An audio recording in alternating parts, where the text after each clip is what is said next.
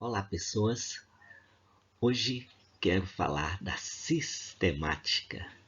Sistemática é uma parte da biologia, é uma área do conhecimento da biologia no qual tenta organizar a biodiversidade. O que é essa biodiversidade? A biodiversidade é a diversidade de vidas que temos no nosso planeta. São várias as espécies, um número muito grande. Então, o que nós precisamos? Precisamos organizar essas espécies em sistemas de classificação, em grupos, de acordo com as suas semelhanças. Por isso, o nome sistemática. É o biólogo que cria sistemas de classificação. O sistemata, o biólogo que trabalha com sistemática, ele cria sistemas de classificação para nos auxiliar, para organizar essa biodiversidade. E uma das principais partes do estudo do sistemata é a taxonomia. A taxonomia, taxon, o que significa taxon? Taxon é uma categoria taxonômica, ou seja, é um grupo. É um daqueles grupos que foram criados nos vários sistemas de classificação que já existem. Então, taxon é uma categoria taxonômica. Olha só o nome. Taxonomia. Então, é a forma, é o conjunto de regras, é o conjunto de normas que eu tenho que seguir para dar nome a um grupo de espécie. Ou mesmo para dar nome para uma espécie. E olha, o principal taxon que nós devemos considerar é a espécie. E o nome da espécie? O nome da espécie é composto de dois nomes. Por isso aqui está aqui, ó, nomenclatura binominal. A nomenclatura binominal, nós vamos dar exemplos mais para frente.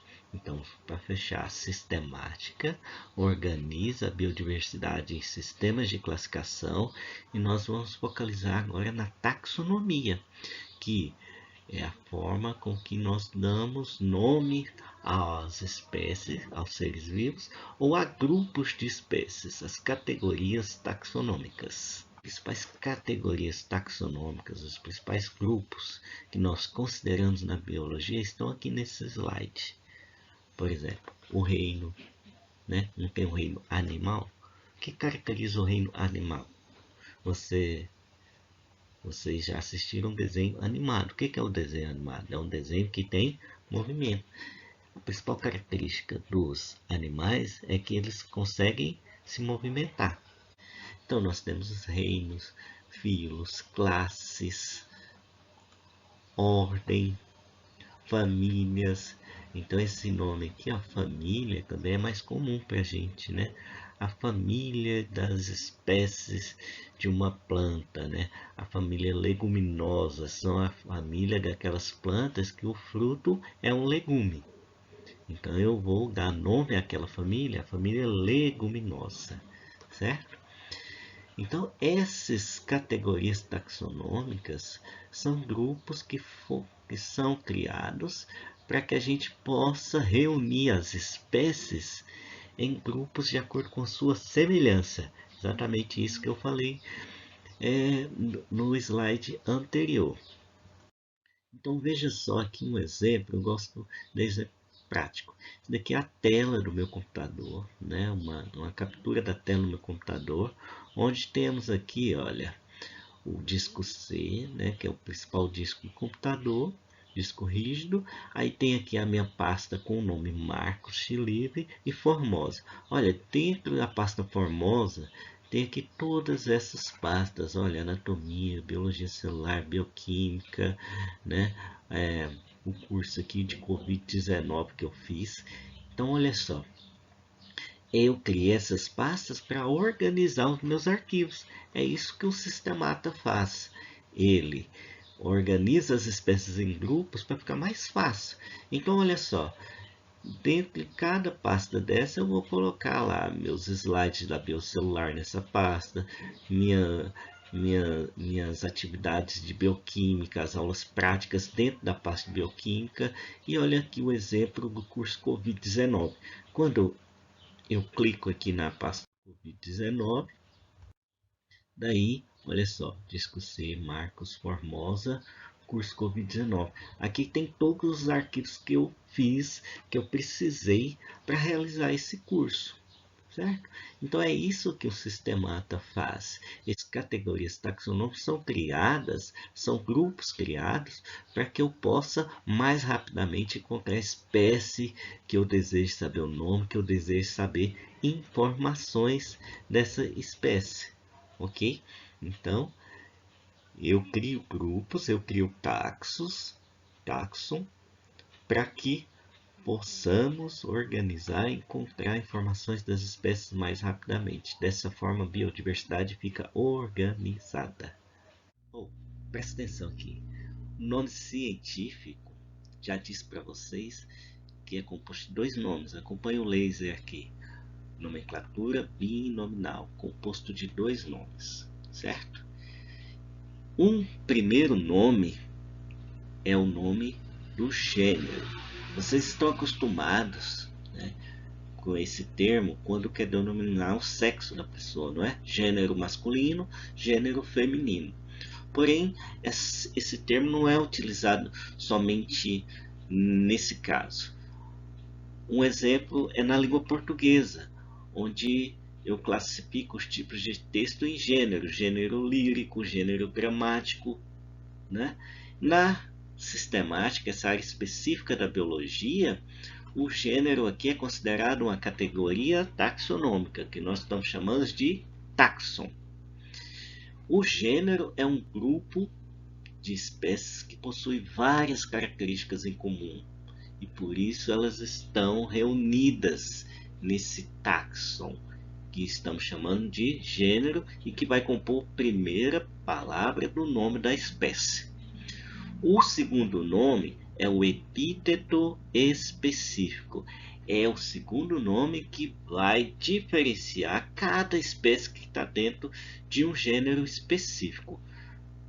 E esse gênero, eu vou dar nome para esse gênero, de acordo com as características. Então, olha só aqui esse exemplo do nosso famoso piqui. Quem é de Goiás conhece bastante, né? Piqui, gosto muito. É uma planta nativa do Brasil, nativa do Cerrado. Ocorre em Goiás, Bahia, Minas Gerais, São Paulo, Mato Grosso, né?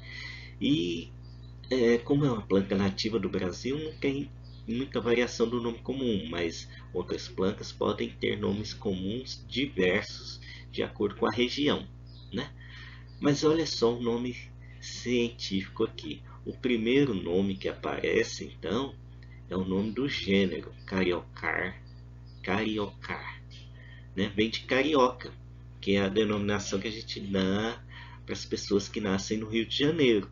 Esse nome carioca, ele tem a origem indígena, né? Do tupi, né? Cari significa homem branco. Oca é a casa do índio, né? Então, casa de homem branco seria mais ou menos a origem desse nome.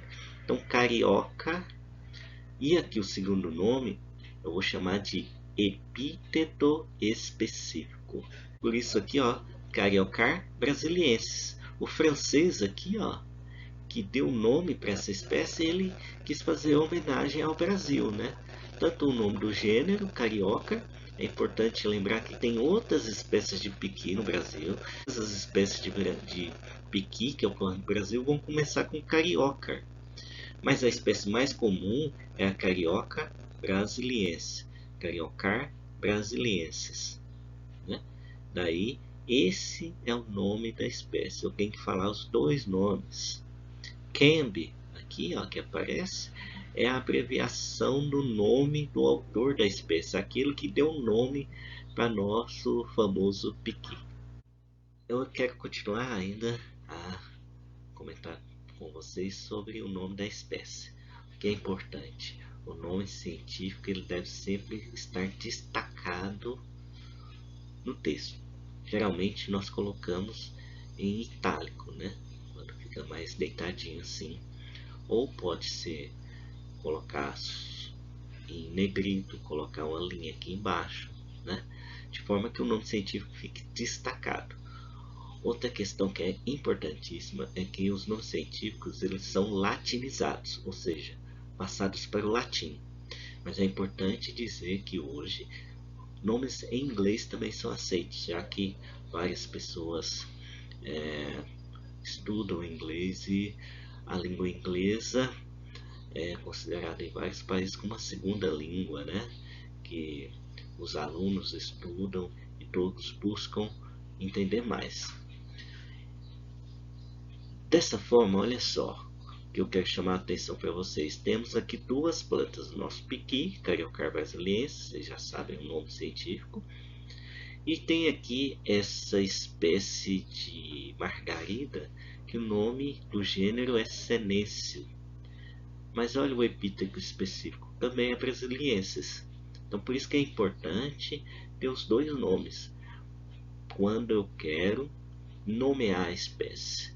Cariocar brasiliensis piqui, Senecio brasiliensis é essa espécie de margarida aqui. Tá?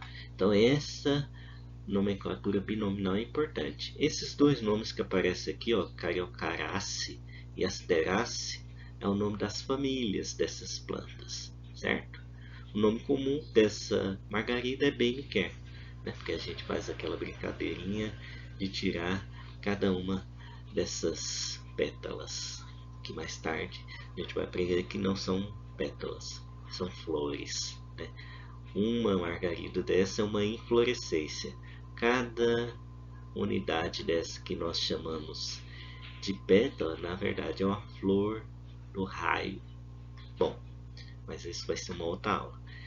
Nós temos então essa nomenclatura tradicional, composta de dois nomes, e temos algumas outras propostas mais modernas para nome das espécies. Por exemplo, aqui a gente tem um sistema chamado Phylocode, que propõe uma nova forma de nomear as espécies. Porém, a nomenclatura binominal é a que ainda reina, é a que ainda é a mais utilizada, ok? Então, só para dar exemplo que nós precisamos, para dar nome para as espécies, dizer os dois nomes. Crassula ovata é um nome científico, família Crassulaceae, família de plantas do deserto que muita gente cultiva, né, como suculentas, chamadas genericamente de suculentas. Mas olha o nome científico, Crassula é o principal gênero da família Crassulaceae e ovata é o epíteto específico dessa espécie. Aqui já dá mais ou menos para ver o porquê desse epíteto específico. Vou colocar aqui uma foto mais próxima para que vocês possam perceber. Olha só o formato da folha. Não é um formato muito parecido com o ovo? Por isso, então, o nome científico dessa espécie é Crassula ovata, devido ao formato dessa folha. Ou seja, esses nomes científicos eles não são dados de forma aleatória, né? Os taxonomistas tentam relacionar uma característica da planta para criar esses nomes científicos. Queria dar mais um exemplo. Nós temos aqui essa espécie, uma espécie de Apocynaceae, que também é conhecida popularmente como uma suculenta. E o gênero dela é o gênero Orbea, da família Apocynaceae. E o epíteto específico, olha só, esse nome todo complicado aqui provavelmente foi homenagem a algum estudioso, né, que o autor dessa espécie quis fazer uma homenagem e colocou o epíteto específico relacionado a esse nome. Mas olha só, a flor dessa espécie, veja o formato, como que ela parece, não é? Então por isso que muitas vezes não parece uma estrela. Olha só quanto é bonita essa flor, não é? Então por isso que o nome comum desse cacto é cacto estrela. devido ao formato da flor. Dessa forma, eu queria enfatizar que é importante também conhecer o nome comum das espécies para poder ensinar, para poder passar para as pessoas esse conhecimento sobre taxonomia.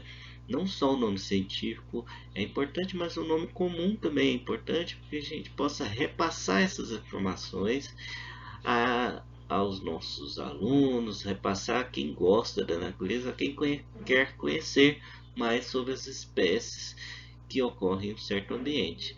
Por isso, é importante também os nomes comuns.